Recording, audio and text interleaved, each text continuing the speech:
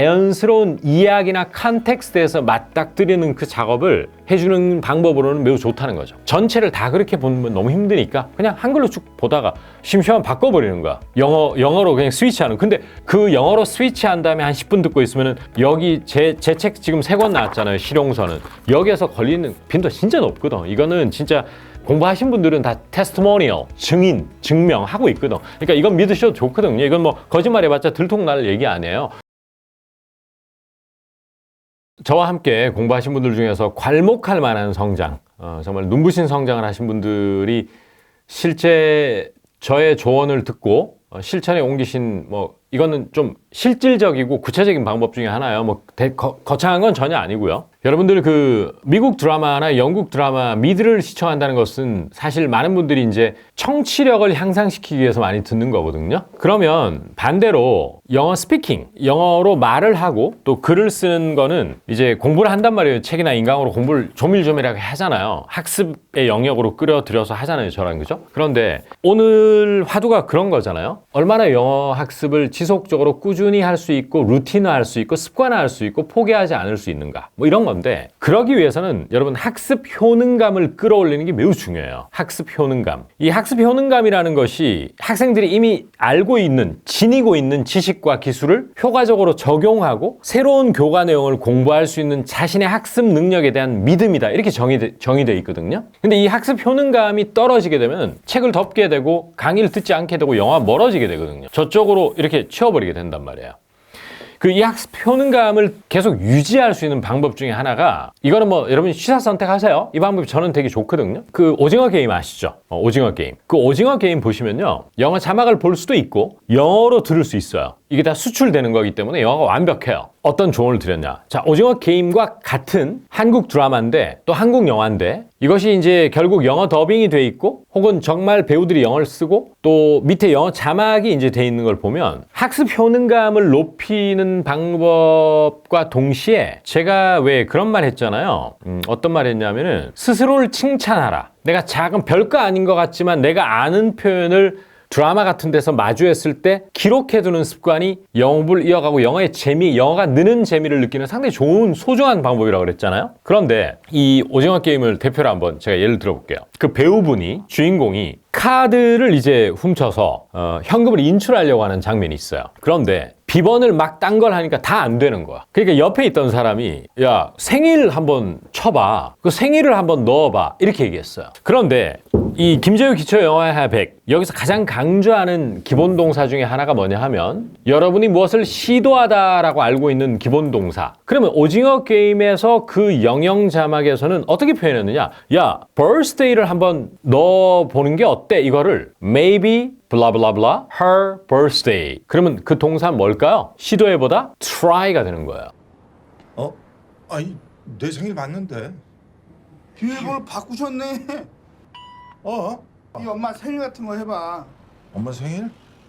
잘 보세요. 제가 얼마나 강조했습니까? 범용성이 뛰어난 try 같은 거를 100군데 1000군데 쓰는 연습에 주안점을 둬야지 쳐서 넣다 이러면 type in 그러니까 딱 그 자리에만 가능한 동사들을 자꾸 공부할 게 아니고 try 같은 거 새로운 식당에 한번 가보자 새로운 음식을 먹어보자 머리의 가르마 방향을 바꿔보자 이러한 것들을 자꾸 쓰는 연습을 하는 것이 좋다라고 저에게 막 귀에 못이 박히도록 막 듣고 오징어 게임을 보는데 maybe try her birthday가 딱 들리면 어떤 효과를 누릴 수 있냐면 학습한 것을 미디어를 통해 확인하는 자기 자신만의 감흥이 몰려와요. 뿌듯해진다는 거죠. 그 다음 학습 효능감이 동시에 끌어올라가기 시작하는 거예요. 내가 이미 알고 있던 영어적 지식이 확인이 됨으로써 내 학습 능력과 방향성에 대한 확신이 들기 시작하기 때문에 영어 학습의 루틴화, 습관화, 지속성과 맞물려 있다는 거죠. 그 다음 또 하나 한번 보세요, 여러분. 이거는 진짜 어려워. 이게 뭐냐 하면 역시 동일한 씬에서 나온 건데요. 계속 비번을 틀리는 거야. 그런데 한 번 더 틀리면 거래 정지야. 이런 대사가 나와요. 그럴 때 이거는 저도 만약에 이 한글을 주고 당신이 넷플릭스 영어 자막 이번에 번역을 맡아주세요 하면 저도 고민을 좀 했을 것 같아요. 좋은 영어를 하기 위해서. 자, 그러면 이 내용은 김재호의 영어회화 100에서 제가 굉장히 강조했거든요. 인터넷 강의에서. 무엇을 문제 같은 걸 틀리건 뭘 잘못 알아듣건 이럴 때 항상 이 기본 동사를 쓰고 wrong 이렇게 한다는 걸 제가 굉장히 강조했는데 여기에서 영영 자막이 어떻게 나왔냐면 한 번 더 틀리면 거래 정지야가 뭐였냐면 야야야야야야야. 야, 한 번 더 틀리면 거래 정지야. It will block. 막아버리다. Block your card if you get it wrong. If you get it wrong again. 이거였거든요. 바로 어디에서 여러분 학습한 것을 확인할 수 있죠? Get it wrong이에요. Get something wrong. 오케이? 그러니까 이런 것들이 왜 학습 효능감을 끌어올리냐 하면 이런 학습용 교재로 공부한 거를 스토리 속에서 확인할 수 있다는 거거든. 그런데 일반 미드를 청취하는 것은 특히나 기초 레벨에 있거나 프리 인터미디어스에 있거나 중급의 초입에 있는 사람은 사실상 잘 안 들려요, 미드가. 정말 미드가 그래도 좀 들리려면은 중급의 중급이나 upper intermediate 이상으로 가야 미드를 스토리로 이해할 수 있는 청취력이 생기는 거예요. 그럼 그 전까지는 그러면 절대로 그러면 난 미드도 못 보고 난 못 보겠네? 난 그냥 맨날 이것만 오늘은 데이 1, 내일은 데이 2 이것만 하고 있어야 되겠네 이런 좀 생각이 들잖아요.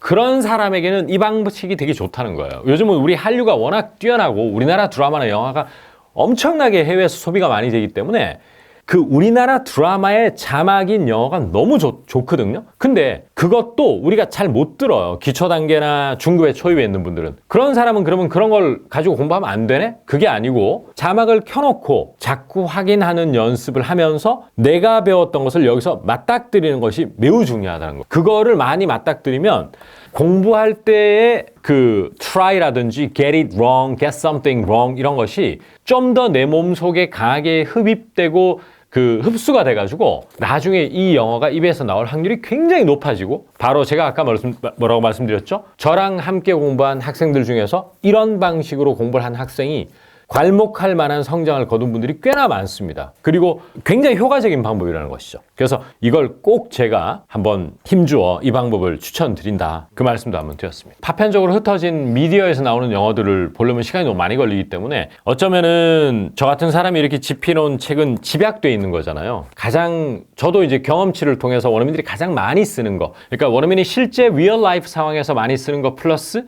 소위 말해서 우리가 한국 사회에서 영어 공부를 한다는 것은 매일 데일리로 네이티브들과 행아웃 할 수 있는 환경은 아니잖아요. 그러면 일상에서 영어를 접할 기회는 그렇게 많지 않다고 봤을 때 그러면 소위 말하는 뭐 미드가 됐건 아니면 유튜브에서 자기가 좋아하는 뭐 다큐멘터리가 됐건 이런 데서 영어를 듣게 된단 말이에요. 그랬을 때 원래부터 그 작품이 완전 영민들을 위한 작품들을 듣기가 쉽지가 않아요. 저 역시는 아직 100%는 다 못 듣죠. 슬랭이 나오거나 막 고유명사가 너무 많이 나오면 저도 흔들릴 때가 있단 말이죠. 그런데 그것을 좀 그 진입 장벽을 좀 낮춰주는 것이 한국 작품인데 영화가 너무 좋아요. 그러니까 완벽하다는 거예요, 사실은 그 영화. 그렇다고 해서 그것을 무작정 보는 것은 전 조금 많은 인내심을 요구한다고 보거든요. 그게 아니고 전체를 다 영어로 볼 것도 없이 학습 효능감을 높이는 것 플러스 작은 성과를 쌓아가는 것이 되게 중요하거든요. 그 작은, 처음에는 저도 이렇게 생각했어. 그 작은 성과를 어느 천년에 쌓아서 내가 영어를 잘 듣게 되고 말을 잘하게 될까? 이거 뭐 평생에도 안 되겠는데 라고 생각한 적도 많아요, 사실. 근데 안 그렇더라고. 막상 해보니까. 이게 무슨 오묘한 어떤 공학적인 어떤 그런 역학 구도에 의해서 일정 시간이 지나면 늘어. 그래서 그런데 제가 이제 아까 try라는 거라든지 get it wrong 이런 것들은 그런 것들을 학습의 영역이 자연스러운 이야기나 컨텍스트에서 맞닥뜨리는 그 작업을 해주는 방법으로는 매우 좋다는 거죠. 한국 작품을 그렇게 돼 있는데 전체를 다 그렇게 보면 너무 힘드니까 그냥 한글로 쭉 보다가 심심하면 바꿔버리는 거야. 영어로 그냥 스위치하는. 근데 그 영어로 스위치한 다음에 한 10분 듣고 있으면은 여기 제 책 지금 3권 나왔잖아요. 실용서는. 여기에서 걸리는 빈도 진짜 높거든. 이거는 진짜 뭐 저희 정말 뭐 공부하신 분들은 다 테스트모니얼, 증명하고 있거든. 그러니까 이건 믿으셔도 좋거든요. 이건 뭐 거짓말 해봤자 들통날 얘기 아니에요. 그러니까 확률이 굉장히 높기 때문에 그 맛을 한번 보시면요. 영어 공부가 좀 재밌어지거든. 그러면서 루틴화, 반복화, 그 다음에 stay motivated, 계속 동기를 잃지 않는, 그 다음에 학습 효능감 커지고, 그리고 늘면은 더 하게 됐고, 계속 모멘텀을 더 빌드하게 되고, 이런 선순환 구조로 가더라고. 근데 그렇게 못 가니까 다 새해 결심해서 3월달 이전에 영어 모든 게 다 작살나면서 다시 한 해를 또 방황하다가 새해 되면 또 결심하고 이렇게 되거든. 그래서 그건 되게 좋더라고. 음성 한글로 해놓고요. 음성은 뭐뭐 배우의 뭐 말을 한글로 들으시고 영어 자막을 켜놓는 거예요. 매칭 되잖아요, 그죠? 근데 그것만 계속 들여다보면 또 힘들어요. 그냥 간헐적으로 한 번씩 보다 보면은 걸릴 확률이 너무 높거든. 그러니까 뭐 이거는 저희가 말씀드렸지만 저희가 아무리 유튜브 찍어서 뭐 김지우 기초회화백, 김지우 영어회화백, 구동사백 좋다고 백날 떠들어도 만약에 실제로 그렇게 안 좋고 인강이 별 볼 일 없었으면은 이렇게 많이 소비되기 힘들어요, 사실은. 그런데 지금 그렇게 되고 있고 특히 인강 듣는 분들의 만족도가 정말 솔직히 극에 달하거든, 내가 볼 때는. 그러니까 그게 달하기 때문에 그 말인즉슨 그분들도 영어 공부 한 해 두 해 해본 분들이 아닌 분들도 많으시고 이렇단 말이에요. 그러면은 이 확률이 굉장히 높다는 걸 그분들이 몸소 체험을 해버린 거야. 그러니까 그거는 확실히 믿어도 되거든요, 그 시청하시는 분들이. 그러면 그렇게 공부하면서 혹은 다 해놓고 그 아까 말씀드린 그 한국 작품을 그런 방식으로 공부하면은 정말 영어 공부에 재미가 붙기 시작해. 그러면은 소위 말해서 그냥 뭐 저한테는 좀 안 좋은 얘기일 수도 있는데 제 스스로에게는 영어 자생력이 되게 커지거든. 그럼 혼자 공부할 수도 있는, 솔직히. 그리고 만약에 뭐 저는 솔직히 이게 진심이라고 생각 안 해도 좋은데 내 책이 덜 팔리고 내 인강이 덜 팔리더라도 여러분들이 자생적으로 공부할 수 있는 능력이 이 책이나 인강을 통해서 키워졌으면 좋겠어요. 그래가지고 사실은 신 박사님도 이 영상 찍으면서 그 말씀 많이 하거든요. 저희로서 최고의 마케팅은 학습자분들이 영어가 느는 거예요. 그러면은 저희는 할 수 있는 게 너무 많아져, 사실은. 진짜 정말 한번 의뢰를 해서 출연 부탁도 할 수 있고요. 또 영어 스피치 하는 것도 보여줄 수도 있고요. 그럼 사실 그 이상의 마케팅은 없거든요. 그렇잖아요. 그리고 저도 항상 그 생각을 늘 해왔고, 그래서 저도 좀 더 많은 이 책과 인강을 자꾸 만들고 싶은 거예요. 그래서 좀 더 다양한 표현 이런 걸 공유하고 학습자들이 그걸 공부해야 느니까. 말이 좀 길어졌습니다. 이거는요 정말 빼박인데요, 정말 빼도 박도 못하는 진실입니다. 여러분, 운동과 마찬가지로 영어 학습도 정해진 시간에 시스템적으로 꾸준히 이어갈 때 그 성과를 맛볼 수 있는 거 아니겠어요? 이 small wins, 작은 여러분이 영어 여정 학습에서의 승리를 꼭 기록해두는 습관을 좀 가졌으면 좋겠습니다. 이걸 놓치시면 안 돼요. 꼭 기록해달라. 어떤 노트를 만들건. 자, 여러분 안녕하세요, 김조우입니다. 2025년을 맞아서 여러분들 이 영상을 보시는 모든 분들이 여러분들이 목표로 하는 영어 실력을 꼭 달성하고 그 꿈을 이룰 수 있기를 진실된 마음으로 바랍니다. 자, 오늘은 영어 학습 중에서도 이제 제가 여러분과 가장 같은 목표를 가지고 있는 스피킹과 청취를 어떻게 하면 좀 잘할 수 있을까? 오늘 공유하고 싶은 내용은 결국 영어 스피킹과 청취를 잘하는 사람들이 공통적으로 가지고 있는 특징들이라든지 습관, 또 자기 동기부여 방식, 또 환경 설정, 이거에 대한 제가 모셨던 분들 중에서 영어 학습을 성공적으로 이루어냈던 분들의 경험담을 한번 공유해보고자 합니다. 자, 이 말부터 한번 드리고 싶습니다. 이거는요 정말 빼박인데요, 정말 빼도 박도 못하는 진실입니다. 뭐냐 하면 라이프 스타일이 너무 화려한 분들은 영어 공부하기가 좀 힘들었어요, 제 학생들 중에. 자, 라이프 스타일이 화려하다는 건 뭐냐 하면 우리가 삶을 살면서 아침에 일어나서 뭐 세수하고 또 간단하게 식사를 하고 일하시는 분들은 출근해서 업무를 한 다음에 뭐 통상적으로 6시나 6시 반에 퇴근을 하면 집에 와서 헬스 정도 한 1시간 정도 하고 또 가볍게 뭐 저녁을 먹고 TV를 보고 혹은 자기계발하기 위해서 독서 같은 걸 하고 주무시는 이런 스타일의 라이프 스타일, 좀 단조롭고 어쩌면 보링하죠.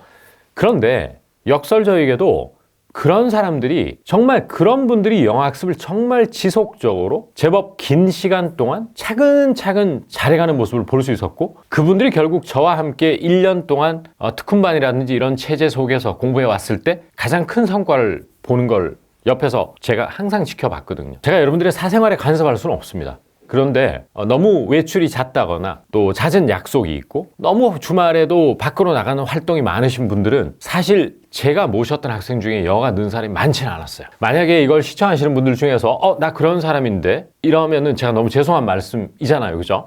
그렇긴 한데 일단 제 경험치 속에 들어오는 것으로서는 그런 분들이 영어 학습에 가장 큰 성과를 이뤘던 것 같습니다. 자, 그 말은 뭐냐 하면 오늘 제가 여러분들에게 처음으로 말씀드리고 싶은 영어 학습의 루틴화, 영어 학습의 습관화라는 주제와 맞물려 있습니다. 여러분, 운동과 마찬가지로 영어 학습도 정해진 시간에 시스템적으로 꾸준히 이어갈 때 그 성과를 맛볼 수 있는 거 아니겠어요? 어학 학습은 루틴화, 습관화가 참 중요하다고 저는 생각을 많이 합니다. 예를 들어서 어떤 분이 나는 6개월 혹은 1년 이런 단위로 목표 설정을 해두고 주 3일 영업을 하는데 나는 여러 가지 성향상 자기 전에 영업하는 게 좋다. 그러면은 12시에 지침을 한다고 보고 10시 반부터 12시까지는 주 3회 영업을 1시간 반씩 하면 그게 총 4시간 반 정도 되네요.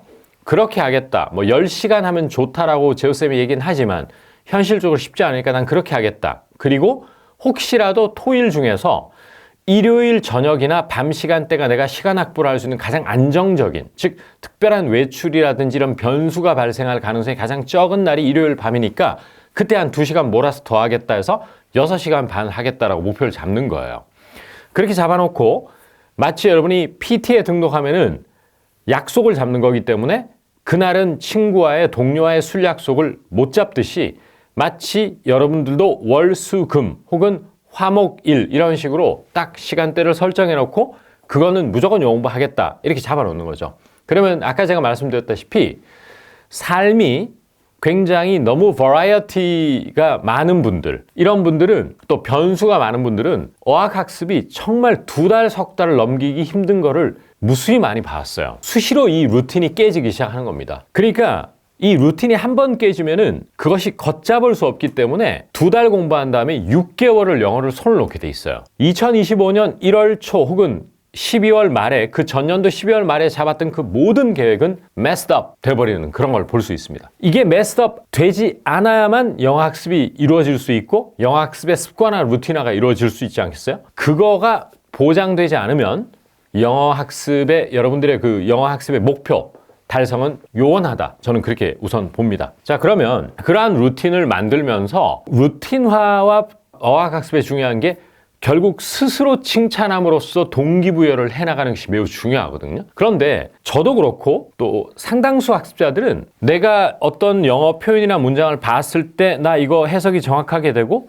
또 어떤 문장이 미드를 보다가 들리는 것에 스스로 축하나 자축을 하기보다는 안 들려, 해석이 안 돼, 자꾸 이런 데에 대한 부정적인 생각과 좌절감 쪽에 포커스가 더 자꾸 본능적으로 맞춰지더라고요. 그러면 올해는 어떻게 공부하고 싶으냐? 내가 아는 것, 학습한 것이 어딘가에서 들렸을 때 혹은 어떤 글을 읽는데 그 표현이 나왔을 때 그것을 작은 프로그레스라고 할 수 있어요. 작은 진전과 발전, 그거를 포착을 좀 해주십시오. 의식적으로. 나 이거 배웠는데 이게 나왔네? 이러면 그거를 쓱 넘기지 마시고 반드시 표시를 해두시면 좋을 것 같다는 생각이 듭니다. 표시 방법은 여러 가지 다양한 방식이 있을 것 같거든요. 예를 들어서 여러분이 어떤 영어 동화를 읽거나 미드 좀 쉬운 거를 시청하다가 제 김재호의 기초 영어 회화 100 이 책에 나온 That would be great thanks라는 표현이 있는데 이건 어떤 상대가 제안을 하면은 그거에 대해서 뭐 맞장구를 친다거나 또 감사 표시를 하는 표현이거든요. 그러면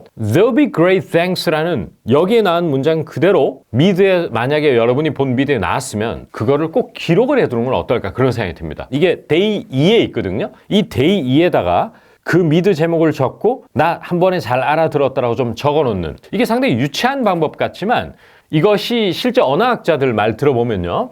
저는 이제 옛날에 코넬 대학교에서 영어를 외국어로 배우는 학습자들을 30몇 년 동안 연구한 게 있어요. 거기 보면 이걸 small wins라고 그럽니다. 작은 승리. small wins를 celebrate 하는 사람이 훨씬 영어가 많이 빨리 는다고 그러거든요. celebrate, 축하한다는 얘기죠. 자축해 주는 겁니다. 또 예를 들어서 이건 조금 기초 단계에서는 어려운데 이거는 이제 김재호의 기초 영어 회화백 말고 김재호의 영어 회화백에서 굉장히 제가 인강에서 강조를 했던 표현인데 상대에게 도움을 요청할 때 직설적으로 can you help me 이렇게 하지 않고 넌지시 좀 도와줬으면 싶다라고 할 때 많이 공부했던 게 이런 게 있어요. I could use your help. I could use your help. 직역을 하면 나는 너의 도움을 사용할 수 있다. 이렇게 직역할 수도 있는데 사실 그 뜻이라기보다는 좀 도와줬으면 좋겠다라고 하는 그런 뉘앙스의 표현이거든요. 여러분 가만히 생각을 해보면 아무것도 모르는 상태에서 미디어의 대표적인 게 이제 드라마라든지 뉴스라든지 뭐 테드, 연설 이런 거거든요.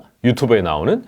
그런 걸 아무것도 단어도 모르고 그래머도 모르고 뉘앙스도 모르는 상태에서 여러분이 I could use your help를 듣는 것은 사운드만 듣는 겁니다. 그죠? 사운드만 듣는 것이지 그 사운드를 들었다고 해도 이 표현의 뜻은 모른 채 넘어갈 수밖에 없는 거거든. 그건 누가 해야 될 일이냐면 모국어로서의 언어를 습득하는 사람이 하는 행위지 세컨드 랭귀지거든요. 우리에게 영어는 그죠? 그러면 우리가 뭐 비단 영어뿐만 아니고 여러분이 불어를 배운다고 생각해 보세요. 불어에 대한 영어에 해당하는 그 알파벳도 알아야 되고 단어도 알아야지만 들릴 거 아니에요. 그죠?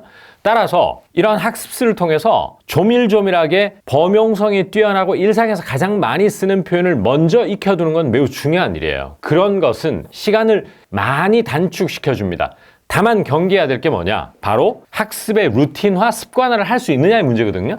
책으로 공부해서 실패한 분들은 대부분 자습의 형태를 하거든요. 혼자 공부한단 말이에요. 그리고 주변인들에게 알리지도 않아요. 친구라든지 동료에게 나 영어 공부 시작했다라고 알리지도 않고 정말 혼자 진짜 숨어서 공부하듯이 한 페이지씩 본단 말이에요. 그러다 보니까 좀 이건 어쨌든 공부 아니에요. 그죠? 그러니까 책을 덮어버리게 됩니다. 결국. 그러니까 반절도 못 가서 놔버리는데 그거를 이제 방지하는 시스템에 대해서는 뭐 굳이 제가 아니더라도 저희 신 박사님이 영상에서 굉장히 많이 얘기해 드립니다. 자, 말이 좀 새 나갔는데 봐보세요. I could use your help라는 표현은 넌지시 좀 도와줄래 라는 표현을 그거는 김재호의 영화야 베개에서 아주 상세하게 나오는데 그걸 배웠어. 그런데 내가 떡하니 드라마를 보고 있어. I could use your help가 딱 들려. 얼마나 기뻐요? 그러면 이게 무슨 뜻인지 알죠, 이제는. 어떤 뜻이죠? 좀 도와줬으면 싶다라는 표현이잖아요. 그죠? 그러면 역시 아까 말씀드린 대로 이 small wins, 작은 여러분이 영어 여정 학습에서의 승리를 꼭 기록해두는 습관을 좀 가졌으면 좋겠습니다. 이걸 놓치시면 안 돼요. 꼭 기록해달라. 어떤 노트를 만들건. 또 하나 여러분들에게 실제 제 학생이 너무나 기뻐서 저에게 정말 너무너무 이렇게 펄쩍펄쩍 뛸 정도로 좋아했던 일이 있는데 이분은 원래 make라는 동사가 만들다라는 뜻으로만 알고 있었어요. make. 여러분도 그렇게만 알고 있는 분들이 많죠. 그 make에는 또 어떤 뜻이냐면요. 원어민이 여러분들에게 you will make a good wife. You will make a good husband. 이렇게 you will make a good husband라고 하면 그 뜻은 당신은 좋은 남편을 만들 것이다 하니까 해석이 좀 이상하잖아요. 그죠? 이때 make는 무엇이 될 자질이나 소질이나 그걸 가지고 있다는 뜻이에요. 좋은 남편감이에요 라는 뜻이거든요. 그런데 이런 make를 아직은 기초학습자들에게는 좀 어려워요, 사실은. 그런데 이제 중급, 초입 정도 가면 이걸 무조건 알아들어야 된다고 저는 보고 나중에는 구사도 해야 되는데 이런 것을 이제 선명하게 공부를 했어요. 제 책을 통해서 인강을 통해서 공부를 했어요. 그런데 어느 날 드라마를 보거나 뭘 보고 있는데 갑자기 You will make a great husband, you will make a good husband라고 하는 거예요. 들렸죠? 사운드뿐만 아니고 뭐가 들린다? 그렇습니다. 이건 들리는 문제가 아니고 comprehend, 완전히 이해를 한 겁니다. 그냥 당신은 좋은 남편이 될 거야도 아니고 그 뜻은 의역이지만 당신 참 좋은 남편이 될 남편감이다라고 정확하게 선명하게 이해를 했잖아요. 그죠? 그럼 그러한 작은 small wins를 표시하고 자축하는 습관을 좀 길러줘야 영어 공부의 동기부여라든지 루틴화에 상당히 많이 도움이 될 거라고 저는 보거든요. 그런데 이런 게 있어요. 그럼 기초학습자들이라든지 중급 초입의 학습자들은 동화를 읽건 또 특히 미드를 볼 때는 많이 어렵거든요. 그러면 몇 프로가 들릴까요? 전 당연히 20, 30% 들릴까 말까 한다고 보거든요. 그것도 안 들린 사람이 훨씬 많다고 봐요. 또 기초학습자는 10% 미만도 있고요. 그러면 이렇게 하자고요. 그냥 즐기세요. 이야기를 즐기고 자막을 보면서 즐기고 내가 아는 표현이 나왔을 때마다 기록하면서 자축을 하는 비중을 좀 높여가는 것. 이게 자신감을 심어주는 것 플러스 공부할 맛이 나게 만들어주거든요. 아는 거 나왔다, 아는 거 들린다가 학습이 중단되지 않는 상당히 큰 요소란 말이에요. 영어 학습의 루틴화라든지 동기부여의 가장 중요한 요소 중에 하나는 이런 들리는 게 더 적고 해석이 안 되는 게 더 많다 하더라도 조금 들리는 거를 자꾸 빨리 포착해서 기록해두는 습관. 나 이거 배워서 들었다. 자꾸 이렇게 해주는 것이 정신건강에도 좋고 또 하나가 뭐냐면은 어떤 사람이 이렇게 부정적으로 자꾸 그러는 사람이 있어. 아유, 그렇게 해가지고 어느 천년에 영어가 그렇게 늘고 50% 이상 언제 들릴까요? 먼저 그렇게 앞서 나가지 말자는 얘기예요. 시간이 걸리는 걸 우리가 영어 공부 특히 청취나 말하기는 시간이 들린다는 걸 전제 조건으로 지금 우리가 합의한 상태에서 저랑 여러분이 대화를 나누고 학습을 이어가고 있단 말이에요. On the same page란 말이에요. 그 점에 있어서는. 따라서 그 점을 인정한다면 이러한 접근법은 매우 유용하다고 저는 생각합니다. 오케이? 2025년에 이 목표 설정을 현재 수준에서 한 단계만 늘 거냐, 혹은 두 단계 늘 거냐 정도의 목표를 설정했으면 전 좋겠어요. 여러분, 이만큼 1년 만에 미친 듯이 5단계 늘고 이런 일은 전 본 적이 없어요. 이거는 저 같은 사람 믿어야지 누굴 믿겠어요, 그죠? 왜냐하면 저는 현장 경험이 많은 그런 영어 티처이기 때문에 많은 사람을 봤단 말이에요. 자, 그러면 여러분, 영어 단계가 여러 가지 방식으로 나누어 볼 수 있겠지만, 첫 번째, beginner, 기초학습자. 두 번째, pre-intermediate로 나눌 수 있어요. 중급으로 가기 전 단계. 그 다음이 intermediate. 그 다음이 upper intermediate. 중급 중에서도 좀 잘하는 사람을 얘기합니다. 그리고 우리가 정말 꿈꾸고 싶은 단계가 있긴 하지만 advanced라는 게 기다리고 있어요. advanced, 고급. 영어를 굉장히 유려하게 하는 사람. 그리고 마지막에는 mastery 단계가 기다리고 있거든요. 그러면 오늘은 이제 한 6단계로 나눴단 말이에요. 그런데 이 비기너도 사실은 또 잘게 나눌 수는 있어요. 근데 오늘은 편의상 이렇게 나눴는데, 자, 이렇게 잡읍시다. 2025년 1월이라는 시점을 기준으로 내가 앞만 봐도 뭐 예를 들어 김재호의 기초영어 회화책을 보는데 이게 좀 어려워. 어느 정도 할 수 있는 것도 있지만 아직도 부담스러운 문장도 있어. 그런 사람은 거의 100% 비기너입니다. 비기너 중에서도 좀 비기너나 아니면 비기너 중에서 한 중간 정도 있다고 저는 보거든요. 그런데 김재호의 기초영어회화백을 보고 있는데 이게 뭐 엄청 어렵진 않아. 할 수는 있을 것 같은데 그래도 입에서는 잘 안 나와. 그런 사람은 그냥 비기너 중에선 좀 상급이라고 칠게요. 비기너긴 한데 그래도 비기너 중엔 좀 잘하는 사람이야. 그리고 여러분이 이제 프리 인터미디엇이라는 게 소위 말해서 지금 방금 말씀드린 비기너 중에서 좀 잘하는 사람, 이런 사람이 이제 프리 인터미디엇 정도 되는 거거든요. 이제 그런 사람이 있고, 그다음 이런 사람이 있다. 이 책의 내용을 쭉 봤는데 눈으로 볼 때는 좀 쉬워. 그리고 자기가 모르는 단어 표현 없어. 그래서 이거 이 책을 사야 되나? 그리고 뭐 인강 이거 들어야 되나 이거? 이런 사람이 인터미디엇 확률이 굉장히 높아요. 그 다음이 이런 사람이 있어. 이 책은 김재호의 기초영어회화책은 자기한테 제법 많이 쉬운 거야. 이거는 내가 정말 난 여기서 한 50%는 바로 입에서 나올 것 같은데? 이런 사람이 있어. 그런 정도 되는 사람이 upper intermediate일 확률이 굉장히 높습니다. 중급에서 좀 상급이죠. 이제 그 다음이 이제 advanced mastery가 있는데, 그러면 대충 6단계로 오늘 나눴다라고 치고 여기에서 2단계씩 올 연말에 늘어있는 것을 목표로 잡았으면 어떨까 하는, 뭐 물론 저의 주관적인 제안이거든요. 난 지금 비기너지만 나 upper intermediate 갈래라는 사람이 있을 수 있을 것 같아. 욕심을 좀 ambitious하게 잡는 사람들, 야심차게. 그런 사람 말리지는 않습니다. 그런 사람은 진짜 공부를, 뭐 제가 옛날 영상에서 주당 10시간은 최소 해야 된다 이런 말 한 적이 있거든요. 주당 10시간이 제가 그동안 가장 관찰한 객관적 수치예요. 그런데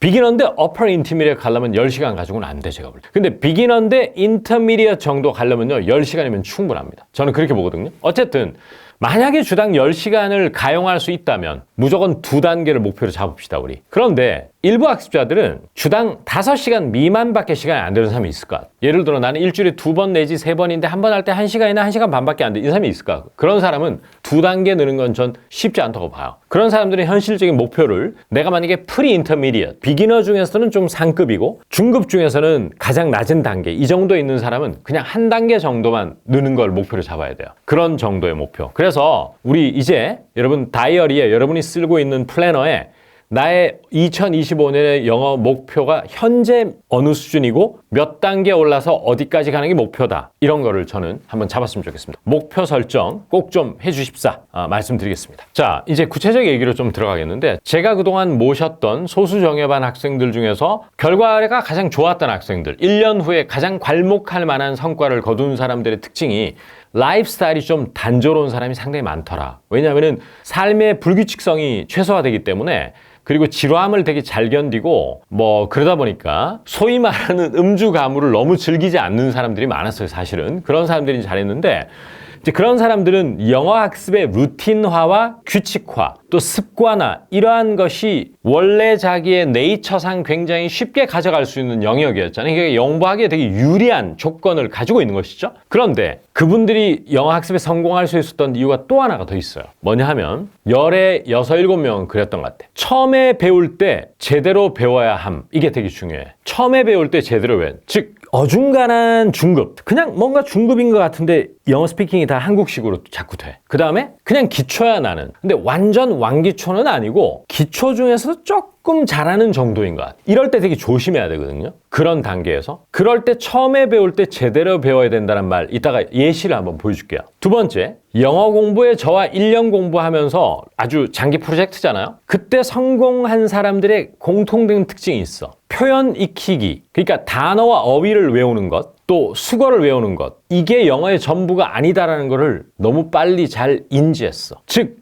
영어식 사고, 아주 추상적인 말이지만 영어식 사고를 몸에 붙이는 노력을 오히려 어휘 학습보다 더 많이 가져갈 때 스피킹과 청취가 된다는 것을 저와 합의를 잘 봤어요. 시작할 때. 자, 이게 무슨 말인지 이제 한번 제가 말씀을 한번 드리겠습니다. 잘 보세요, 여러분. 여러분, comfortable, uncomfortable 이라는 형용사 아세요? 편안한, 불편한. 자, 그런데 comfortable은 편안하고 uncomfortable은 불편하다라고 하는 이 뜻을 외워가지고는 문장 속의 예를 예쁘게 녹여내기가 쉽지가 않거든요. 그런데 저랑 공부하는 사람이 제가 가장 강조했던 게 뭐냐면은 A라는 분이 있어요. 그분이 comfortable이 들어가는 문장의 모든 주어는 사람으로만 잡더라고. I feel uncomfortable. 즉 주어가 I죠. 나 불편해요. 이렇게. 그랬는데 제가 자 누구누구님 이 comfortable이라는 단어는 주어가 사람일 때 주로 한국인들이 많이 쓰지만 원어민들이 comfortable, uncomfortable 쓸 때를 보면 주어가 사물일 때 굉장히 많이 쓰더라. 그래서 앞으로는 I feel uncomfortable doing something 이라고 연습은 이미 돼 있으니까 사물이 주어일 때 쓰는 연습도 많이 해달라고 요구를 한 거죠. 그 대표적인 게 뭐냐 하면 이 안경 불편해요. 이러면 주어 자체가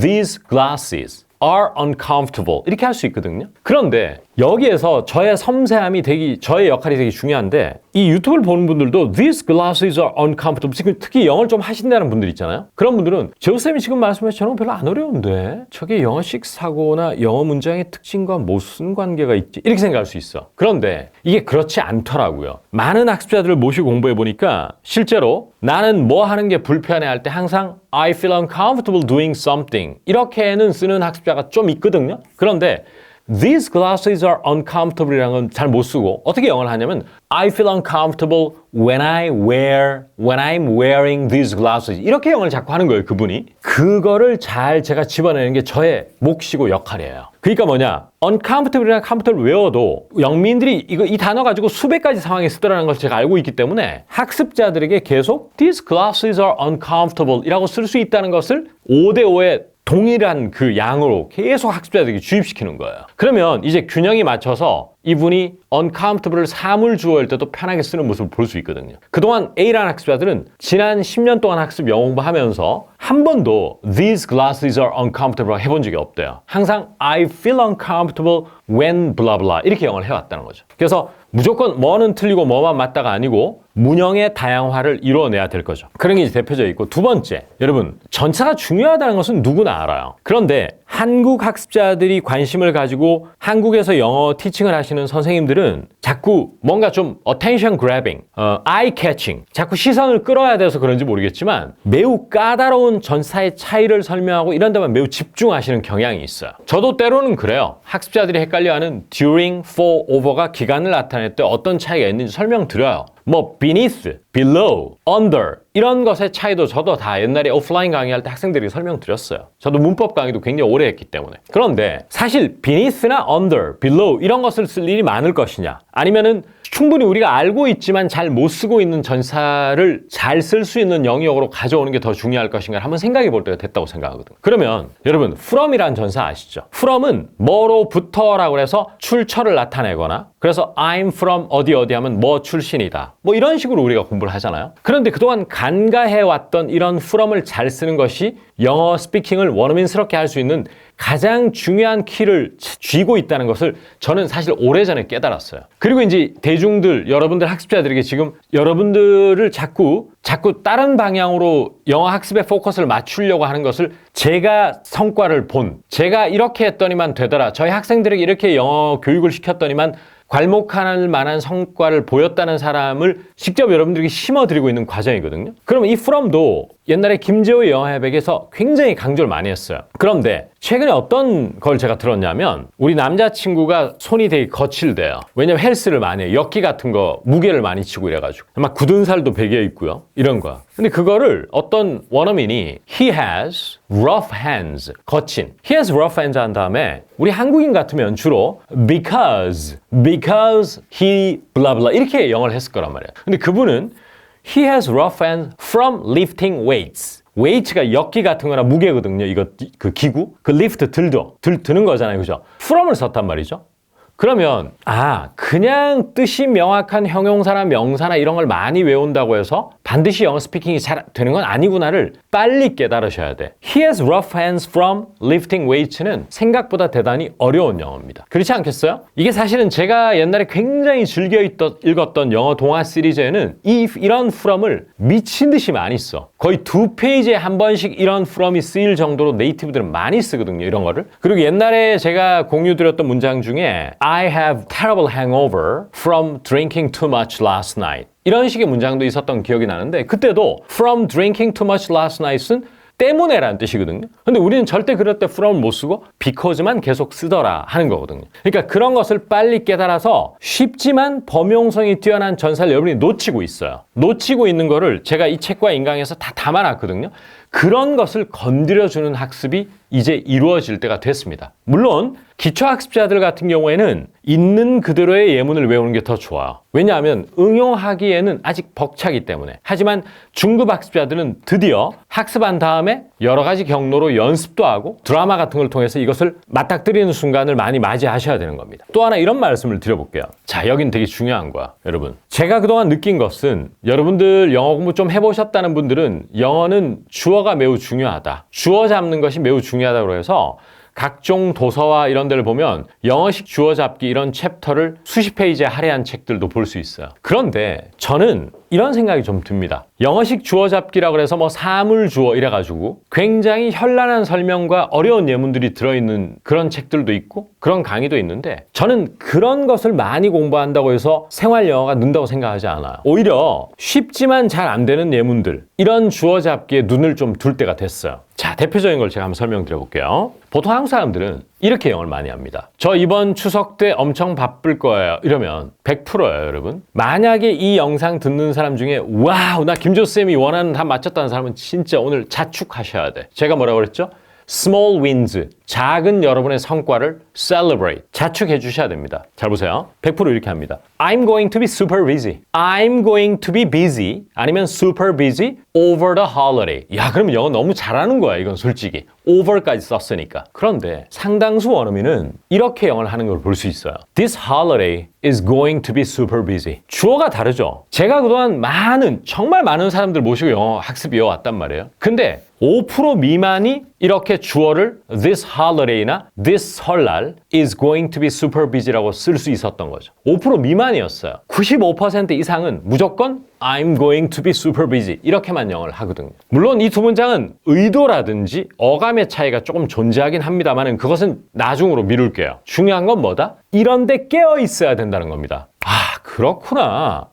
그러네. 이번 출장이 바쁘다면 this 출장 is going to be busy. 이렇게 원어민들이 영어를 하는 경우도 많구나를 모르고 있는 사람이 너무 많았거든요. 그래서 제가 아까 뭐라고 그랬냐면 저와 1년 동안 공부한 사람들 중에서 가장 많이 늘었던 사람들 한 7년간의 데이터를 분석해보면 그저 표현 익히기라든지 영어식 표현 익히기야 단어가 참 중요하다 이걸 넘어서서 영미인들이 주어를 잡는 방식 comfortably나 uncomfortably 꼭 주어가 사람이 아니라는 것 이런 것들을 빨리 깨우치고 저와 일심동체가 된 사람들은 정말 많이 늘어있어서 저한테 사실은 제 소수 정예반 끝나고 나면 3개월 제가 항상 어떤 말씀 드리면 이번 1년 과정 끝나고 반년 정도 지나면 미친 듯이 잘 들릴 거예요 이런 말을 항상 해드리거든요. 카톡이 와요 저한테. 솔직히 쌤 그때 100% 믿지 않았다. 뭐 사람 말 어떻게 다 100% 믿냐. 근데 진짜 잘 들리는데 특히나 작년에 있었던 일은 뭐냐면은 육아휴직을 한 남성분이 있었는데 그분이 외국계 회사에 근무하셔요. 그리고 나서 복직을 하신 거야. 그리고 미국 본사하고 일주일에 한 번씩 컨콜을 한대요. 스몰 토크를 하는데 너무 잘 들린다는 거야. 옛날에 안 들리는 게. 두 번째, 이런 말씀해 주셨어. 미국의 자기 비즈니스 카운터파트, 그 본사에 있는 직원이 이런 말을 하더래. 솔직히 옛날에는 로봇 같이 들렸대. 그 학생분이 하는 영어가. 사람이 말하는 자연스러움이 없었다는 거야. 근데 이제는 자연스럽게 들린다는 거야. 그분 역시나 제가 오늘 말씀드린 처음에 배울 때 제대로 배워야 된다는 거하고 영어는 표현력 이상의 것이 요구되는구나. 즉 영어식 사고를 꼭 길러야 되는구나. 근데 이제 제가 아까 말씀드린 게 대표적인 영어식 사고나 영어의 표현 줄기인데 그거에 대해서 저를 많이 신뢰해 주셨어요. 그리고 자기 혼자 공부할 때도 그런데 굉장히 눈이 많이 가려고 노력해 주셨던 겁니다. 오케이? 그런 게 마지막에 아무것도 아닌 것 같죠? This 추석 is going to be busy라는 문장이 결코 쉽지 않았다는 거죠. 그분 역시나 이런 것을 혼자 공부할 때나 일반 학원에서 공부할 때는 간과하고 쭉쭉 넘어갔던 분이거든요. 근데 그걸 깨닫고는 이 중요성을 뼈저리게 느낀 거죠. 또 이것도 마찬가지예요. 하나 더 말을 여기서 멈출 수가 없네요. 저 역시나 영어가 뭐 지금도 뭐 네이티브처럼 뭐 교포쌤들처럼 완벽하진 않지만 제 영어가 만약에 교포 선생님이나 원어민의 한 88% 스피킹할 때 빨리 할 때 그 정도 따라왔다라고 본다면 사실 저도 오랜 순간, 오랜 시간 통대 졸업하고 나서도 내 영어에 대해서 과연 내가 정통 원어민이라든지 교포들하고 비교해봤을 때 어느 정도일까? 말에 빠르게는 그들을 쫓아갈 수가 없고요. 모국어이기 때문에. 근데 정확성이라든지 그들이 하는 어휘 선택이나 문장 구조가 얼마나 비슷할까? 이런 걸 항상 의구심을 가지고 스스로 막 좌절도 하고 채찍질도 하고 잘 안 는다는 그런 상심에 빠지고 이랬었거든요. 그런데 그걸 상당히 이겨낼 수 있었던 결정적인 요인 중에 하나가 영어에서 주어 잡는 게 중요하다는 건 옛날부터 알고 있으면 저 잘 안 되더라고요. 그런데 최근에 어떤 드라마를 보는데 이 문장에 저는 다시 한번 주어 잡기가 중요하다고 깨달았어요. 뭐냐 하면 어떤 가족을 보고 덕담을 하시는데 이야 참 아름다운 가족이시군요. 그러니까 당신네 가족은 참 아름다운 가족이라는 거야. 그러면 우리는 어떻게 했을까? 그 주어 잡기가 중요하다는 걸 정말 여러분 아셔야 돼요. Your family is 이렇게 말이 나온다니까. 그런데 그 미국인은 You have a beautiful family 이렇게 표현했거든요. 당신은 가지고 있다 아름다운 가족을. 즉 이만큼 영어를 you로 주어로 잡는 게 생각보다 여러분 쉽지가 않아요. 정말 중요하거든요. 이거는 뭐와 일맥상통해. 이거는 뭐 제가 책 자랑이 아니고 이건 안 할 수가 없는 게 제가 기초 회화책도 그런 거를 굉장히 염두를 많이 했어요. 아 이런 걸 건드려 줘야 되겠다. 단어는 어렵게 안 가져가더라도 이런 걸 굉장히 사람들에게 많이 노출을 시켜야 되겠다라고 생각한 게 뭐냐면 김재호의 기초 영어 회화 100에 여러분 데이 26을 보시면 대표 문장이 My husband has a short temper라고 해서 우리 남편은 다혈질이다 이 문장이 있는데 여기서 스몰 토크 1을 보시면은 노래방에서 친구와의 대화에 어떤 문장이 있냐면 Wow, Steve, 너 목소리 되게 좋다 이 문장이 있어요. 그럴 때 우리는 마음이 급하거나 이러면은 Your voice is so good 이렇게밖에 안 되거든요.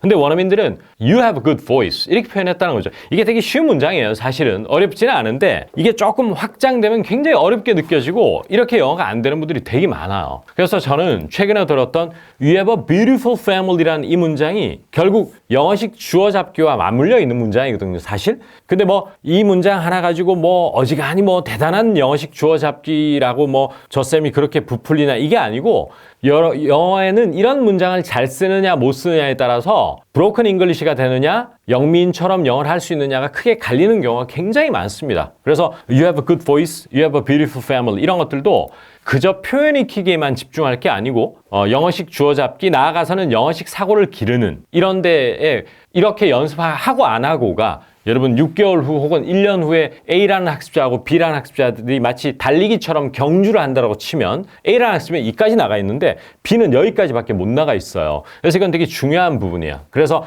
이거는 결국 처음에 배울 때 제대로 배워야 돼.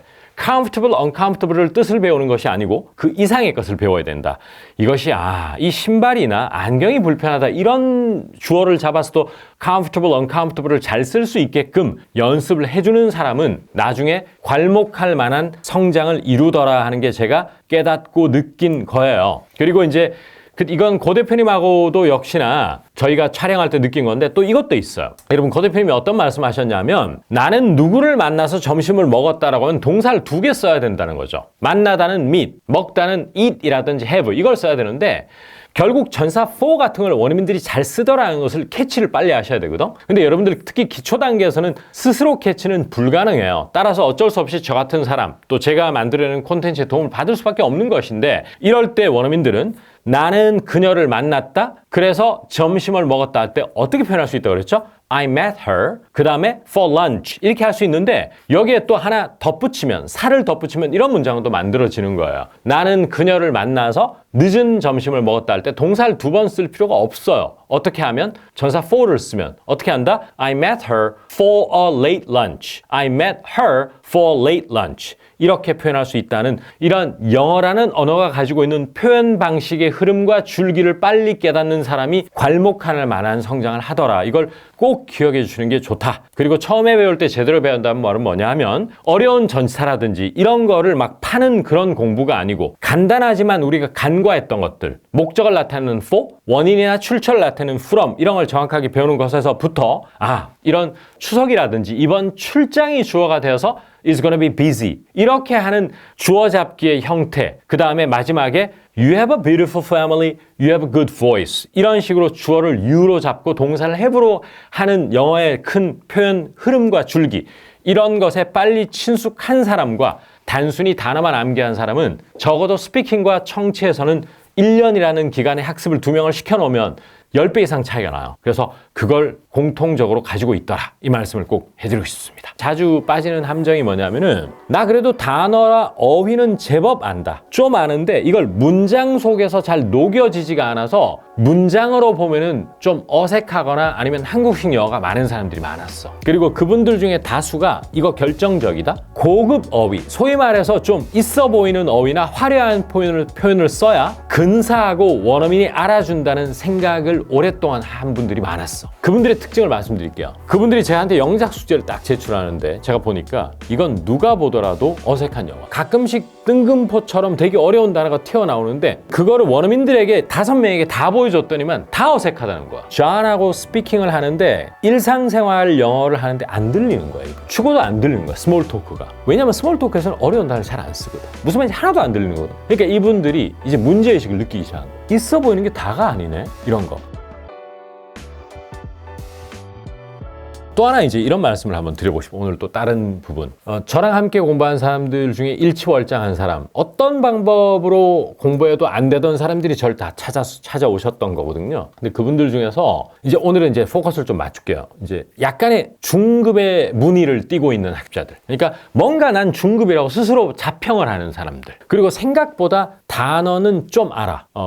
막 단어 실력이 너무 부족하지는 않아. 근데 영어가 안 되는 분들이 되게 많았어요. 자, 무늬만 중급이지 내가 만드는 영어 문장의 절반은 한국식 영어다. 이런 사람. 그런 학습자들이 괄목할 만한 성과를 낸 사람들이 꽤 있어. 자, 그 사람들에게 이제 제가 많은 걸 요구했고 실천했고 성과로 귀결된 그 사례를 한번 들어보겠습니다. 그분들이 이제 자주 빠지는 함정이 뭐냐면은 나 그래도 단어나 어휘는 제법 안다. 좀 아는데 이걸 문장 속에서 잘 녹여지지가 않아서 문장으로 보면은 좀 어색하거나 아니면 한국식 영어가 많은 사람들이 많았어. 그리고 그분들 중에 다수가 이거 결정적이다. 고급 어휘, 소위 말해서 좀 있어 보이는 어휘나 화려한 표현을 써야 근사하고 원어민이 알아준다는 생각을 오랫동안 한 분들이 많았어. 그분들의 특징을 말씀드릴게요. 그분들이 저한테 영작 숙제를 딱 제출하는데 제가 보니까 이건 누가 보더라도 어색한 영어. 뭐냐면은 굉장히 규격화되어 있고 가끔씩 뜬금포처럼 되게 어려운 단어가 튀어나오는데 내 눈엔 어색해. 그러면 그거를 원어민들에게 5명에게 다 보여줬더니만 다 어색하다는 거야. 그러면 나의 주관적인 판단이 아니라는 거죠. 그러니까 무슨 말이냐면 말이 자연스러운 것이 아니고 회사에서 회장님에게 보내는 보고서 영어로 다 해오는 거야. 모든 영어를. 일상 영어조차 그렇게 고급스럽게 쓰는 사람.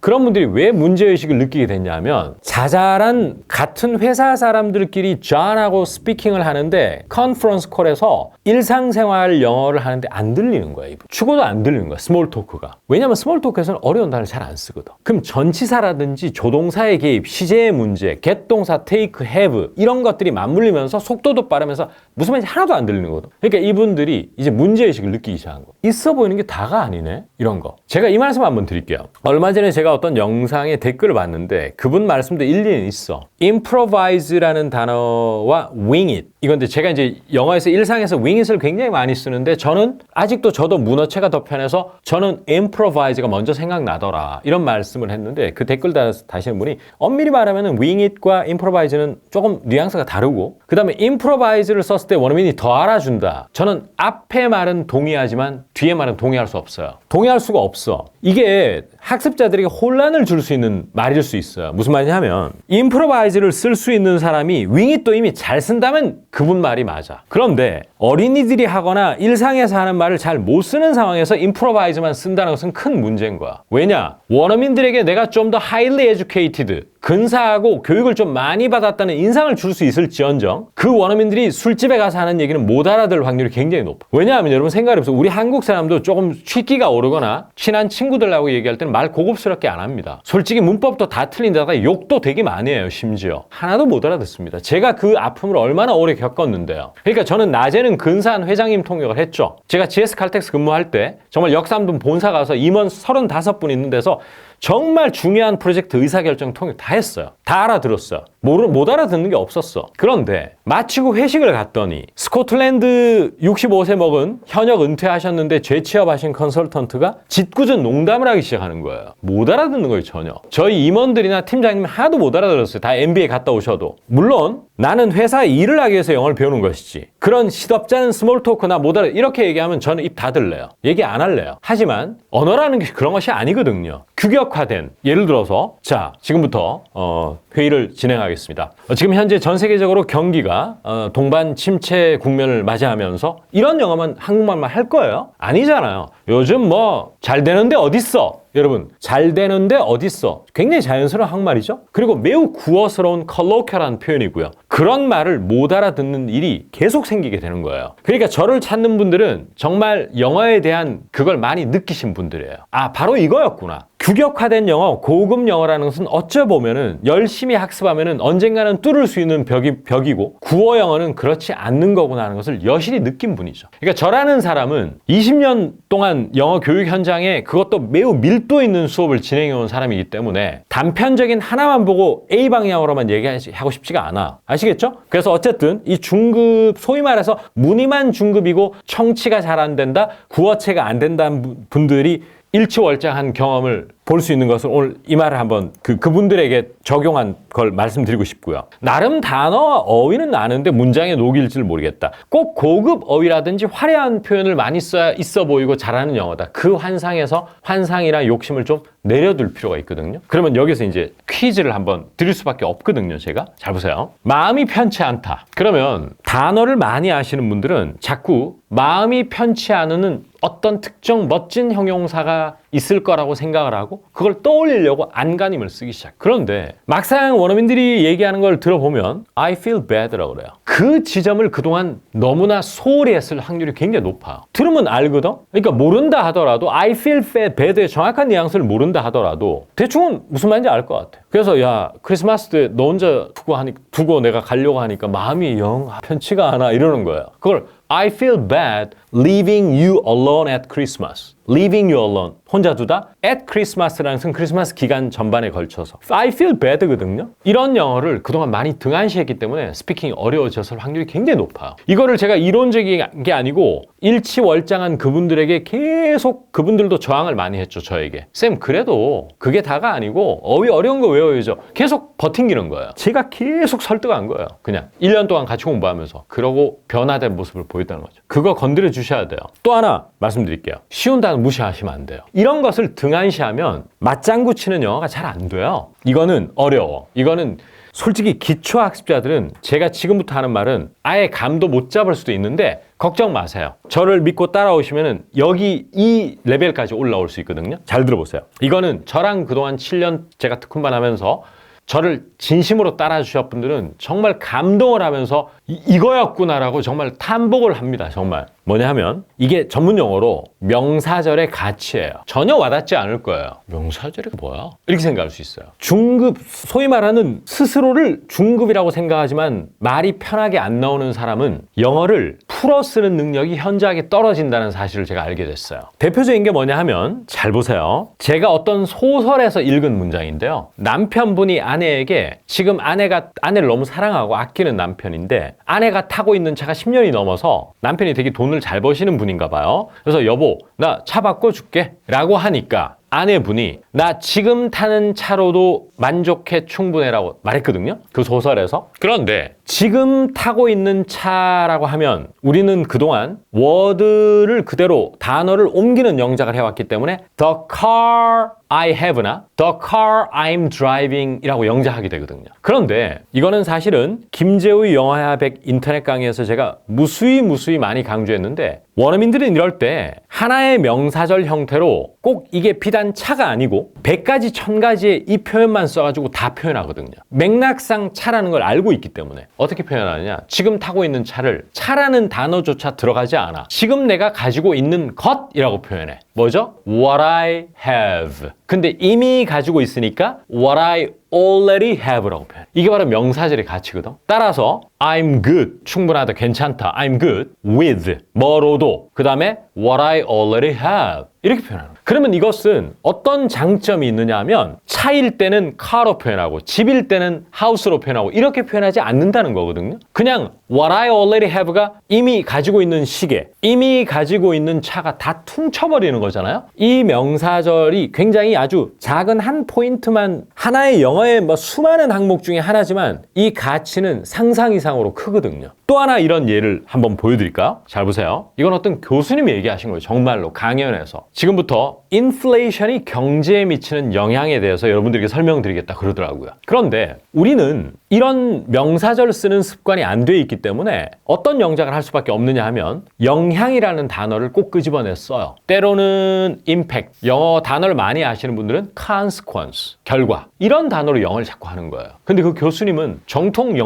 미국인 교수님이고요. 말도 너무 잘하시는 교수님인데 Let me explain what inflation does to the economy. What inflation does to the economy라고 하는 거예요. 이게 바로 what inflation does to the economy가 what으로 시작된 명사절이거든요. 이런 what으로 시작된 명사절의 특징은 풀어 쓴다는 거거든요. 즉 인플레가 경제에 하는 것, 이렇게 되는 거죠. 직역을 하면. 독해할 때는, 자, 제가 예전 영상에서 오버룩의 함정에 빠진다 그랬죠. 바로 독해할 때는 what inflation does to the economy가 해석이 되는 사람이 꽤 있어요. 근데 내 입에서는 그게 안 된다는 것은 해석에서 그쳤다는 거죠. 이게 영미인들이 말을 풀어가는 방식이라는 것을 깨우치지 못한 것이에요. 느낌 좀 오시죠? 그러니까 이러한 명사절로 풀어 쓰는 습관을 제가 집중 연습을 해줬더니 영어가 되게 편해지기 시작하는 거예요. 말문이 이제 길이 열리기 시작하는 거죠. 그동안 답답했던 것이. 그런데 오늘 설명드린 이 명사절의 가치는 아직 기초학습자들이 너무 욕심낼 단계는 아니거든요. 그냥 해석만 해도 충분히 만족해야 돼요. 이걸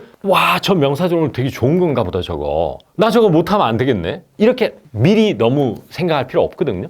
조금 더 실력이 무르익고 이제 요 책을 다 본 다음에 김재우의 영화야백으로 넘어갔을, 김재우의 영화야백을 다 학습했을 무렵쯤 그때 조금씩 욕심을 내야 된다고 저는 보거든요. 그게 단계별 학습이라고 봐요. 그래서 제가 아까 오늘 이제 주제가 무늬만 중급이지 내가 내뱉는 영어의 절반, 이거는 브로큰 잉글리시 같다라는 중급의, 소위 말하는 중급의 정체기, 이거에 오래 갇혀 있는 분들은 아까 말씀드렸다시피 너무 어휘의 가지수를 늘려가지고 영어를 정교하게 해야 되겠다는 그 어프로치를 완전히 바꿀 필요가 있어요. 그 대표적인 게 뭐였죠? 마음이 편치 않다. I feel bad. 이런 것이 살아있는 현지 영어일 수 있는 것이죠. 그리고 명사 단어인 영향은 impact나 consequence. 차나 집은 무조건 car. 차와 집은 car, house가 맞아요. 맞긴 맞지만 맥락상 나 지금 차로도 충분해, 지금 시계로도 충분해, 지금 살고 있는 집으로도 충분해라고 하면 맥락이 그 단어를 결정해버리기 때문에 원어민은 이미 what I already have라고 표현한다. 이런 것까지 아는 것은 사실은 중상급의 영역이긴 하죠. 요 설명은. 근데 이게 그 중급의 정체기를 뚫어주는 결정타가 될 수 있어요. 그래서 그런 것들도 저는 많이 느꼈습니다.